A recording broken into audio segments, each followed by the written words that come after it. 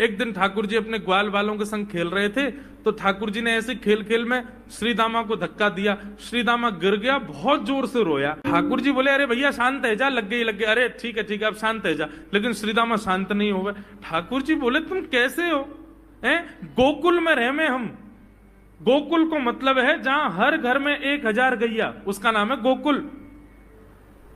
इतनी गैयान को दूध घी दही सब हमारे घर में होवे। अरे खा पी के ने बढ़िया अपनी शरीर को बनाओ, खेल खेल में लगती रहे, इतना रोवे को कहा मतलब है? तो श्रीदामा क्रोध में भर के बोला, तू तो राजा को बेटा है लाला, तो को मक्खन खावे को मिले, घी खावे को मिले, दही पीवे को मिले। हम लोग तो बेचारे गरीब ब्रजवासी हैं। हम लोग जितना दूध घी दही बनावे सब कंस के लोग ले जामे हमारे यहां से। कंस ने ब्रजवासीन के ऊपर कर लगा रखो है, टैक्स लगा रखो है। कहा कि प्रत्येक ब्रजवासी को इतनो मटका भर के घी दूध दही सब मथुरा भेजना पड़े, हम लोग घर में ना रख सकें। क्योंकि कंस के सिपाही जब आके हमारे घर की तलाशी करें, यदि इतने मटका हमारे घर को प्रसारित हैं, वहां से ज्यादा यदि हमारे घर में मिल गए तो मृत्यु दंड होगा हमारो। कंस ने पूरे ब्रजवासियों को कह रखा है कि हर घर में 4 मटकी से ज्यादा नहीं होनी चाहिए। उससे अधिक आने वाला दूध घी दही ये सब मथुरा भेजना है। और यहां हर ब्रजवासी के यहां 1000 गैया, और 1000 गैयाओं का जितना दूध घी दही होता है उसमें से 4 मटकी केवल घर में रहती हैं, बाकी सब मथुरा भेजना पड़ता है। या मारे लाला हम लोगन को खावे पीवे को ना मिले, तू तो राजा को बेटा है, तेरे नंद बाबा तो कुल के राजा हैं, या मारे तो को तो खूब छूट है, हम लोगन को छूट ना है।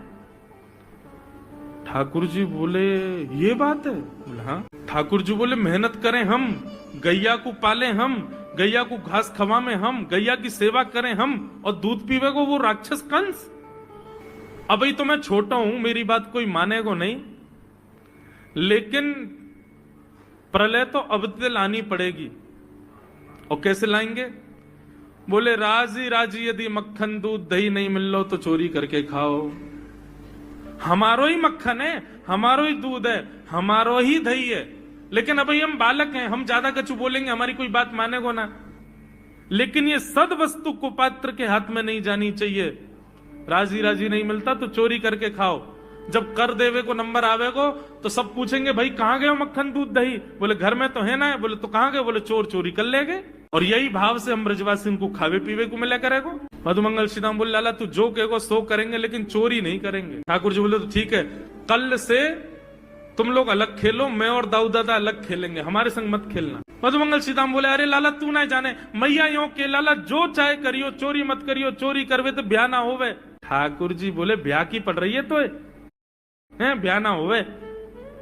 ऐसो पत्र पूछ रहा सो है गयो, पत्रो दुबरोसो तू सीख जैसो है गयो, तो कौन ब्याह करेगा ऐसे? अरे ब्याह करना तो ने खाया ने पी ने बढ़िया गाल तेरे बढ़िया होंगे, शरीर ने बढ़िया होगा तभी तो ब्याह होएगा। अब भैया हमारी बात सुन लो, जितने अच्छे काम करने सब आज कर लो, कल से चोरी करेंगे, पूरे ब्रजमंडल में आतंक मचाएंगे, हमारो ही दूध घी दही है और हम ही चोरी करके खाएंगे। ठाकुर जी ने चोरी क्यों की? क्योंकि सारा गौरस बेवजह मथुरा भेजा जाता था और मथुरा से कंस पूरे भारत में वितरित करके खूब धन कमाता था। इस वजह से ब्रजवासी प्रताड़ित होते थे, क्योंकि गैया के लालन पालन में जितना खर्चा होगा सब करो ब्रजवासी। 4 मटके मिलते थे, 4 में से 3 को तो बेच देते थे, 1 में पूरा घर चलता था। ये हालत थी ब्रज की। इसलिए ठाकुर जी ने कहा कि भैया राजी राजी नहीं तो गैर राजी, हम जितने बाकी की मटकी मथुरा भेजे वाली उनको सबन को तोड़ फोड़ करेंगे, उनमें से मक्खन निकाल निकाल के खाएंगे, एक दूसरे को खवाएंगे और सब यहीं रहेगो, मथुरा नहीं जाएगो कछु भी। इसलिए ठाकुर जी ने चोरी की। सबसे पहले प्रैक्टिस अपने घर में ही कर लें कैसे करनी है चोरी। सो अगले दिन ठाकुर जी सवेरे उठे और देखने लगे यशोदा मैया देख तो नहीं रही, और ठाकुर जी चुपचाप गए महाराज जहां पर सारे मक्खन दूध दही रखे, वहां पहुंच गए गौरस भंडार में। और गौरस भंडार में एक मटकी के ऊपर से ढक्कन हटाए करके जैसे ही ठाकुर जी ने हाथ बोर के पानो प्रारंभ किया, सामने एक खंबा था, उसमें मणि लग रही थी। आज पहली बार 3.5 वर्ष की आयु में ठाकुर जी ने अपना प्रतिबिंब देखा। ठाकुर जी ने जैसे ही प्रतिबिंब में अपने रूप को देखा, अपने रूप को देख करके ठाकुर जी बोले, हो तू भी आयो यहाँ चोरी करवे? अपने आप से ही बात कर रहे हैं ठाकुर जी।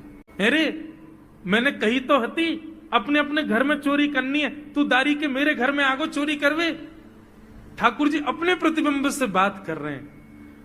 अब गौरस भंडार में ठाकुर जी की आवाज गूंज रही थी और वो गूंजते हुए रसोई घर में जा रही थी। रसोई में मैया ने सुनी, बोले ये लाला कहां ते बोल लो है? उठ गयो कन्हैया?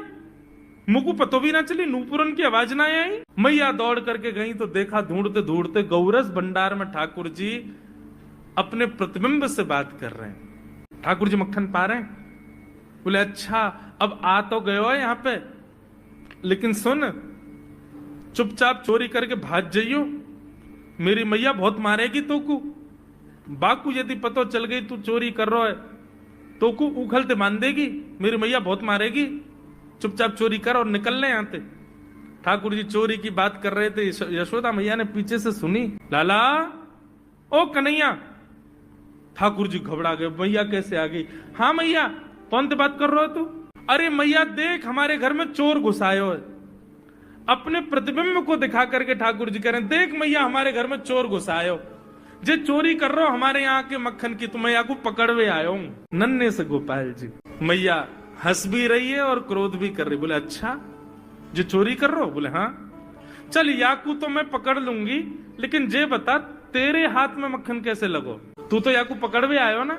अब मैया याकी मैं कहा बताऊं, तेने मेरे हाथ में पद्म राग के ऐसे ऐसे बढ़िया कंगन पहना रखे हैं, कड़ूला पहना रखे हैं सोने के। जब मैं धूप में निकलूं ना तो धूप की किरण से मुंह को बहुत जलन है जाए हाथ में।